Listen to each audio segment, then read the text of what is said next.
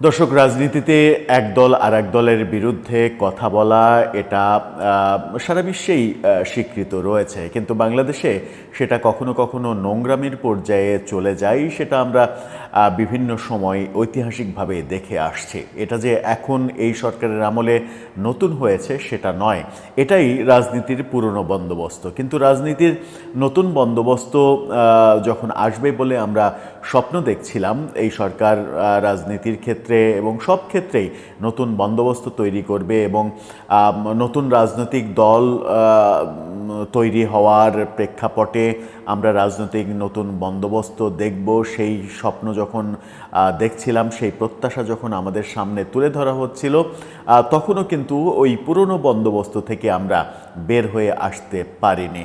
অর্থাৎ রাজনৈতিক কালচারে ওই একে অপরকে আক্রমণ করা, খুবই অশালীন ভাষায় কথা বলা, ব্যক্তি আক্রমণ করা, এই ব্যাপারগুলো আমরা এখন পর্যন্ত দেখছি। বরং বলা যায় যে সেই মাত্রাটা আরও বেড়েছে। সাম্প্রতিক সময়ে বিভিন্ন দলই বিভিন্ন দলের নেতাকর্মী দলের বিরুদ্ধে কথা বলছে। এনসিপি নেতাদের বক্তব্য যেন মাত্রা ছাড়িয়ে গেছে।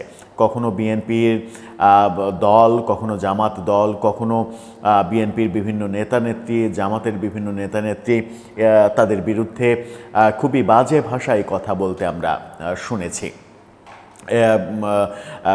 বিএনপিকে আক্রমণের ক্ষেত্রে তারা জিয়াউর রহমানকে ছাড়েনি, তারা তারেক রহমানকে ছাড়েনি, এই ব্যাপার। আর বর্তমান নেতারা তো আছে, সালাউদ্দিন আহমেদ, শামসুজ্জামান দুদু সহ অনেকের বিরুদ্ধে বিএনপির বীর মুক্তিযোদ্ধা ফজলুর রহমান, যাকে তাদের এক ধরনের বাজে মন্তব্য এবং দাবির মুখে বিএনপি 3 মাসের জন্য যাকে বহিষ্কার করেছে, সেই সব ব্যাপারগুলো আমরা দেখেছি।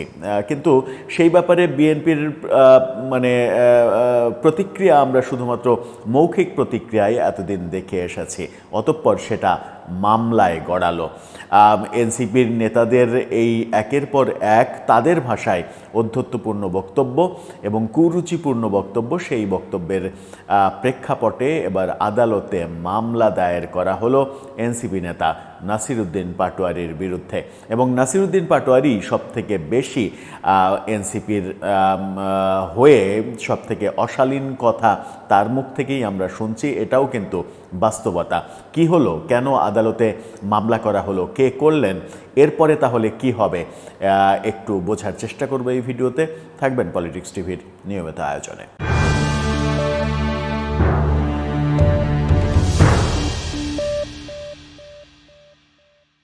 দর্শক, বলছিলাম রাজনৈতিক কালচারে যে শিষ্টাচার বহির্ভূত কথাবার্তা, অসংলগ্ন কথাবার্তা, সেগুলোর মাত্রা বেড়েছে বই কি কমেনি। যে কমার প্রত্যাশাটা আমরা নতুন রাজনৈতিক বন্দোবস্তে করেছিলাম সেটা হয়নি, সেই প্রত্যাশা অধরায় থেকে গেছে।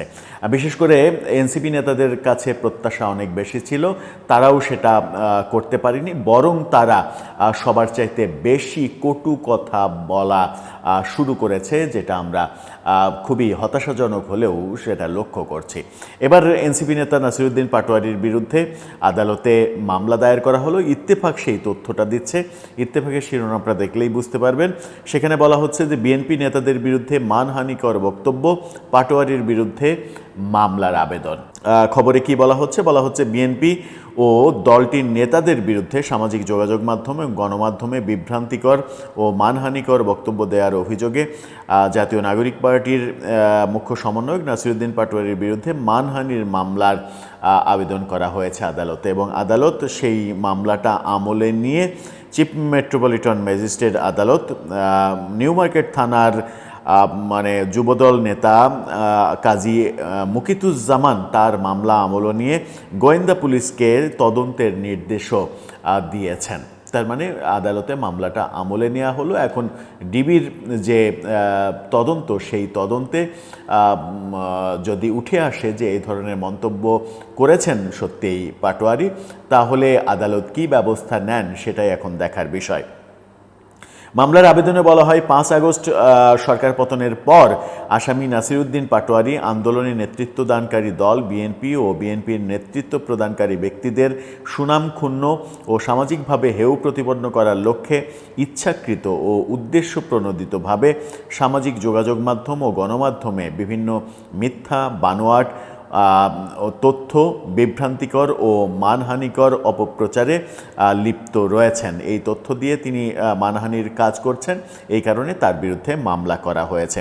নাসিরউদ্দিন পাটোয়ারিকে সাম্প্রতিক সময়ে আমরা বলতে শুনেছি যে বিএনপিকে এর আগে জমজমের পানি দিয়ে গোসল করিয়েছিলাম আমরা, এবার বুড়িগঙ্গার পানি দিয়ে তাদের গোসল করাতে হবে। এটা যে কতটা কুরুচিপূর্ণ বক্তব্য সেটা খুব সহজেই বোঝা যায়। সম্প্রতি তিনি বলেছেন যে বিএনপির জন্ম হয়েছে হাঁ ভোটে, মৃত্যু হবে না ভোটে, এরকম সহ বহু কথা কক্সবাজারে গিয়ে বিএনপি নেতা সালাউদ্দিন আহমেদ তার এলাকাতে গিয়ে তার বিরুদ্ধে কথা বলে কক্সবাজারে এক ধাক্কা তাদেরকে ধাওয়াও খেতে হয়েছে, তাদের মঞ্চ ভাঙচুরের ঘটনা ঘটেছে। এছাড়া বহু কটু কথা, মানে বেফাঁস মন্তব্য আমরা করতে শুনেছি বিএনপির নেতাদের বিরুদ্ধে, এবং এনসিপি নেতাদের মধ্যে সবথেকে বেশি নাসিরউদ্দিন পাটোয়ারির মুখ থেকেই আমরা এটা যে শুনেছি এটা কিন্তু মিথ্যা নয়। এখন ব্যাপার হচ্ছে যে কথাগুলোকে আদালত অমর্যাদাকর মানহানিকর হিসেবে গ্রহণ করছেন কি না তদন্তের পরে পুলিশ মানে ডিবি যে তদন্ত প্রতিবেদন দেবে সেখানেও একটা ব্যাপার রয়েছে। কারণ বাংলাদেশের অনেক কিছুই তো আসলে এনসিপির কথা মতো চলছে এই মুহূর্তে। অনাকাঙ্ক্ষিত হলেও সত্য যে কারো কথা মতো চলার কথা না থাকলেও তাদের কথা মতো অনেক কিছুই চলছে, সেই ক্ষেত্রে প্রভাব বিস্তার করার একটা ব্যাপার রয়েছে। তদন্ত প্রতিবেদন কি যায় সেটাও একটা বড় ব্যাপার। তবে যাই হোক, এই ঘটনার পরিপ্রেক্ষিতে মানে নাসিরউদ্দিন পাটোয়ারির শাস্তি হোক, আদালত শাস্তি দিক, এরকমটা প্রত্যাশা আমরা করতে চাই না, কিন্তু একটা প্রত্যাশা করতে চাই যে এই ঘটনার মধ্য দিয়ে শুধুমাত্র নাসিরউদ্দিন পাটোয়ারি না, এনসিপির সমস্ত নেতাদের এবং অন্যান্য রাজনৈতিক দলের নেতাদেরও একটা শিক্ষা হওয়া উচিত, কিংবা এক ধরনের কি বলবো উপলব্ধি হওয়া উচিত যে রাজনৈতিক শিষ্টাচার বহির্ভূত মন্তব্য থেকে তাদের আদতে রাজনীতির ভালো কালচার তৈরি করার জন্য বিরত থাকা উচিত। সেটা যদি তারা না করতে পারে বাস্তবায়ন, এবং বিশেষ করে এনসিপি নেতারা যদি না করতে পারে, তাহলে তাদের যে দেখানো স্বপ্ন নতুন রাজনৈতিক বন্দোবস্ত সেটা মিথ্যা হয়ে যাবে। আর সেটা যদি মিথ্যা হয়ে যায়, সামনে নির্বাচনের মাঠে জনগণের ব্যালটে সেটা কিন্তু জবাব হিসাবে আসবে। এমনিতেই বলা হয় যে গত বছর জুলাই আগস্টে যে জনপ্রিয়তার তুঙ্গে ছিলেন তারা, সেই জনপ্রিয়তার ভূমিধস পতন হয়েছে, এবং সেই পতন থেকে তাদের উত্তরণের পথ তাদের কর্মকাণ্ড দিয়েই খুঁজে নিতে হবে। কেন জনপ্রিয়তায় ভাটা পড়ল, কেন জনপ্রিয়তা এত কমে প্রায় শূন্যের কোঠায় চলে গেল, কি কি কাজ করেছে, কি কি মানে ভুল তারা করেছে, সেই উপলব্ধিগুলো করা উচিত। এবং রাজনৈতিক কথাবার্তা কথনের ক্ষেত্রেও মানে শিষ্টাচারের মধ্য থেকে অনেক কথা বলা যায়, সেই শিষ্টাচার বহির্ভূত কথা আমার মনে হয় বন্ধ করা উচিত। কারণ এর আগের সরকার আওয়ামী লীগের বিরুদ্ধেও যে অভিযোগটা ছিল, সেই একই কাজ যদি তারা করে, তাহলে ফ্যাসিস্টকে মানে আওয়ামী লীগকে ফ্যাসিস্ট উপাধি দিয়ে নিজেরা ভালো হতে না পারলে আদতে আওয়ামী লীগকে ফ্যাসিস্ট উপাধি দেওয়ার অধিকার থাকে কিনা সেটাও একটা বড় প্রশ্ন। আমরা একসময় সমালোচনা করতাম ওবায়দুল কাদের, এখনও সমালোচনা করি, নানান বেফাঁস কথা বলার জন্য বলে তিনি আওয়ামী লীগকে যেমন বিপদে ফেলেছিলেন, সরকারকে বিপদে ফেলেছিলেন, এবং আমরা সেটা এখনও সমালোচনা করি। এখন ওবায়দুল কাদের স্টাইলে যদি এখনও কথা হয়, এবং তার চাইতেও অরুচিপূর্ণ স্টাইলে যদি এখন কথা আমরা শুনি, সেটা চরম দুর্ভাগ্য এই জাতির জন্য। দর্শক, আপনার কি মনে হয় এই মামলা কত দূর যাবে, এর পরিণতি কি হবে? আপনার মতামত জানিয়ে লিখতে পারেন আমাদের কমেন্ট বক্সে।